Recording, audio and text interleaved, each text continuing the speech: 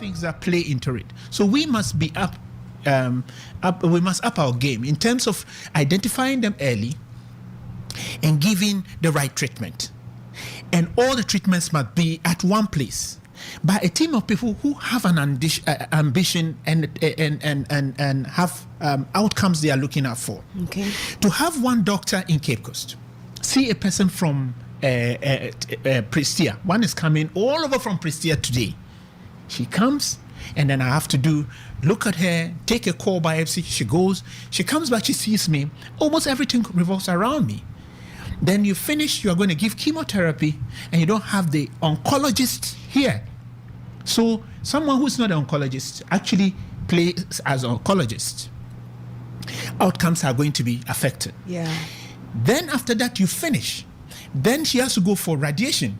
And there's only one in Accra, there's one in Kumasi. Then you, at the same time, the policymaker finds it necessary to come and put up, say, an MRI that we never ever use.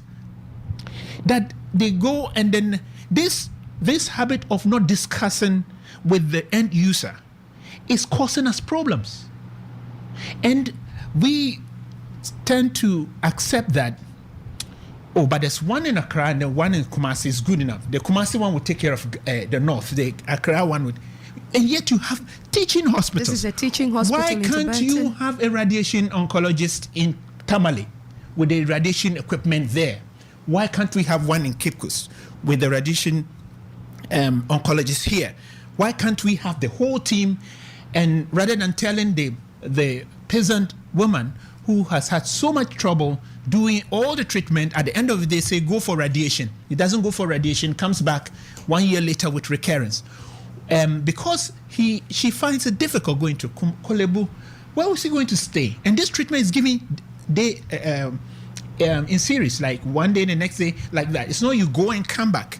Now she has to go and find someone in Accra, live there, go to this crowded place. You see, we have to begin to think that this advocacy thing that we are giving so much money to everyone to go and talk and tell people that there's breast cancer, it's a waste of money. It's just not working. It's not working. It's not working. They are still coming late, and taking care of them is difficult. And they easily get into financial catastrophe. By the time I diagnose a woman that you've got breast cancer, you spend not less than 800 to 900 Ghana cedis. Then you are told you have a problem. No one should tell me national insurance has nothing to do with it, because they don't get into this part of it. That is the fact. Time has come for us to tell the facts as they are. No one should bring national insurance into this, because they have to do core biopsy.